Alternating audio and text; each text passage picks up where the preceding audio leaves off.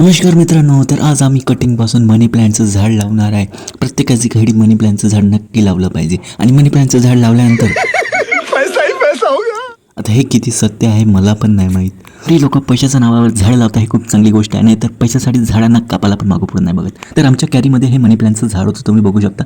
तर काही मुळं हे नोडमधून निघले, ते जमिनीत पण गेलेलं आहे. तर आम्ही जे गेले होते त्याला उकरून टाकले, तुम्ही बघू शकता.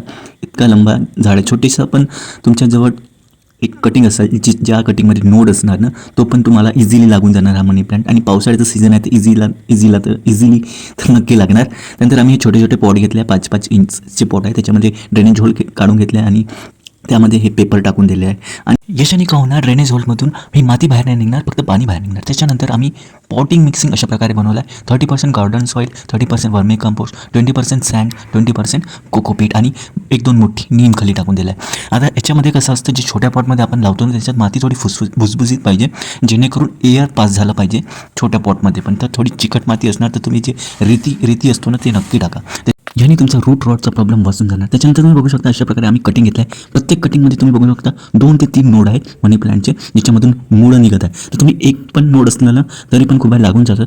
2 ते 3 याच्यासाठी घेतलं आम्ही, तर त्याची डेव्हलपमेंट चांगली नाही होणार. त्याच्यानंतर तुम्ही रूटिंग हार्मोन म्हणून ॲलोवेरा जेलचा पण वापर करू शकता, ज्याच्याने प्लांटची डेव्हलपमेंट चांगली नाही होतं. त्यानंतर आम्ही चांगल्या प्रकारे याच्यावरून माती टाकून दिला आहे आणि त्यानंतर आमच्याजवळ ह्युमिक ॲसिड होतं, ते पण टाकून दिला, जेणेकरून याला काही ट्रान्सपरंट स्टॉक वगैरे नाही लागावा म्हणून. आता तुम्ही याला 2 दिवसासाठी सावलीमध्ये ठेवा, 2 दिवसानंतर तुम्ही उन्नीत ठेवू शकता, पण डायरेक्ट उन्नीत नको ठेवा, पानं जळून जाणार. याच्यासोबतच बोला रामकृष्ण हरी.